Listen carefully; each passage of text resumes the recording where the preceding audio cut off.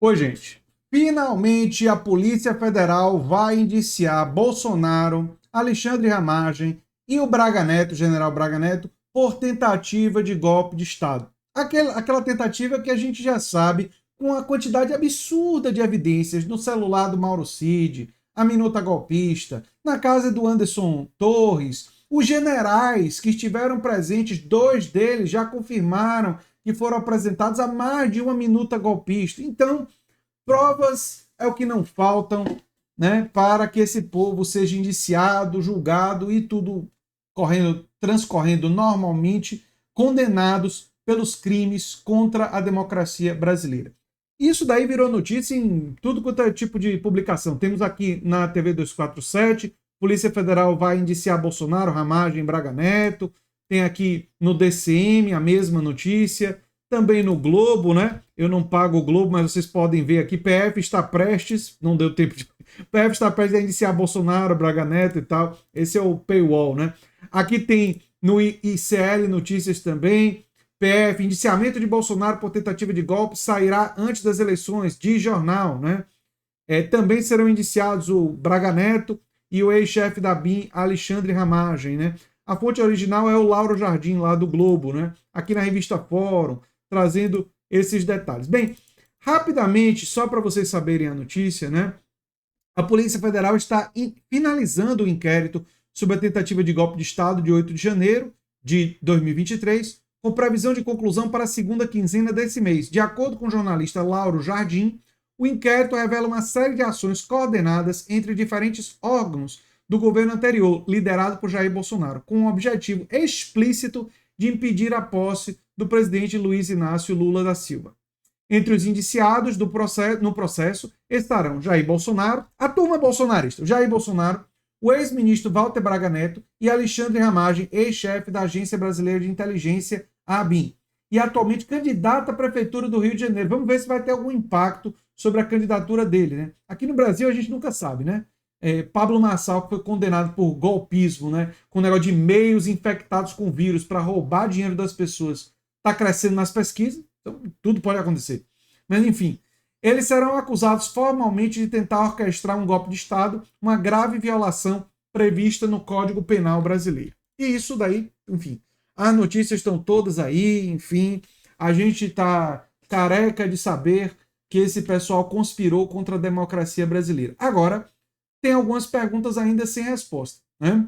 Uma delas, o Paulo Gonet vai defender que isso seja encaminhado, vai dar celeridade nesse processo, ou vai fazer como Augusto Aras fazia e vai dificultar? Porque a verdade é que o Paulo Gonet, nesse particular, está muito devagar. Ele chegou a dar esperança para a gente em alguns momentos, quando ele disse, independentemente do status social, todos serão processados. Você lembra disso? Eu tenho uma memória boa, eu lembro que um dos primeiros discursos dele, ele disse, poxa, gostei do discurso.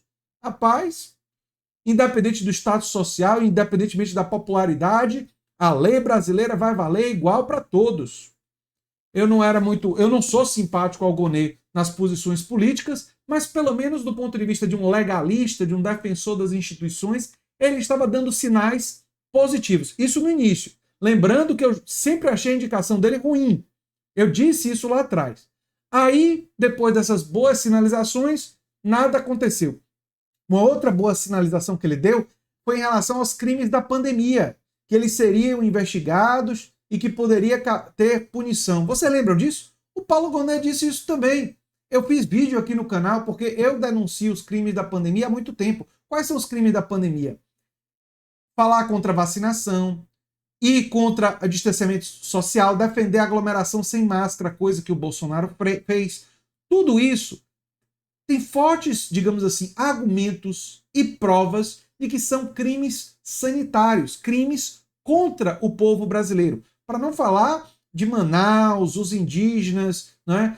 Aí entra numa coisa, inclusive, de uma experiência do contágio, da imunidade de rebanho, que, enfim, foi defendida pelo Bolsonaro em determinado momento, e o resultado, acho que todo mundo sabe qual foi, né? É aquela quantidade enorme de digamos assim, pessoas indo ao cemitério para enterrar seus parentes, né?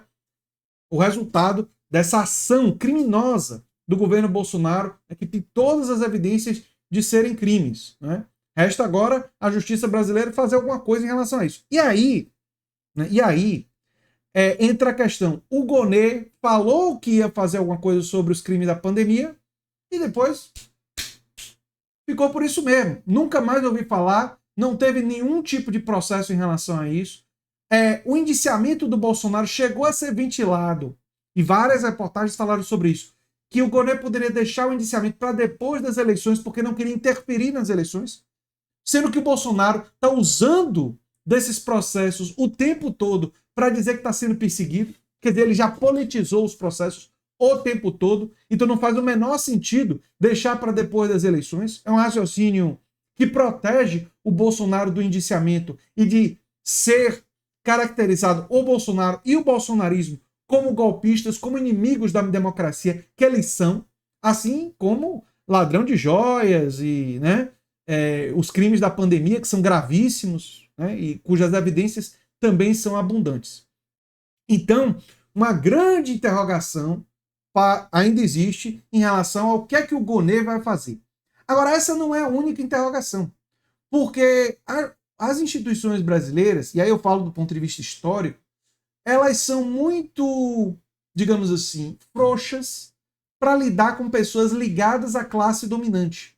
E os Bolsonaros e seus aliados, a verdade seja dita, representam os interesses da classe dominante. Representam os interesses do agronegócio, do grande agronegócio, representam os interesses de bilionários. A aliança deles com gente tipo Elon Musk e bilionários brasileiros não é por acaso, é porque os interesses são em comum. E a justiça brasileira, ela histórica, tomara que seja diferente agora, torço pela diferença.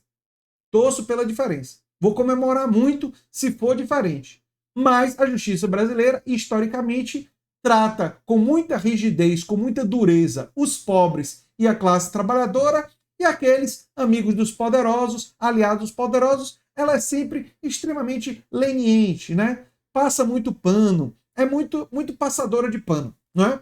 Minimiza, né? Tem todas as facilidades que a gente sabe ligadas ao poder, né? Ligadas ao dinheiro. Aliás, o Pablo Marçal, ele escapou de punição mesmo depois de condenado, porque teve advogado, né? De onde ele tirou dinheiro para pagar isso é uma grande incógnita também. Argumentando e não questionando o processo durante anos, até o processo dele prescrever. E o Pablo Marçal tem muitos amigos e aliados, né, com ligações muito próximas do PCC. Né? São questões que ficam aí pairando na nossa vida política. Agora, que a Polícia Federal está correta em indiciar essas pessoas e que já passou muito da hora daqueles que conspiraram contra a democracia brasileira serem responsabilizados, isso não há a menor dúvida. Eu sou André Teixeira Jacobina, o canal é a Nova Máquina do Tempo. Se você gosta do que a gente faz, já sabe o que fazer. Quem sabe vira membro ou apoiador ou faz um Pix para o canal. O Pix está sempre no comentário fixado e o Pix vai ajudar a gente a superar as perdas que a gente teve por causa do hackeamento, né? E eu torço para que vocês continuem colaborando com a gente aí. A live da União da Esquerda foi um mega sucesso. Tá com quase 30 mil visualizações. O canal voltou a ter visualizações altas, né, por dia, na casa dos 20, 30 mil visualizações diárias. Esse fim de semana vou ultrapassar isso. Esse fim de semana nós vamos ter mais de 60, 70 mil visualizações nesse final de semana. Então eu sou muito grato a todos vocês e vamos à luta para crescer e fortalecer o canal ainda mais. Um abração e até o próximo vídeo. Tchau, tchau.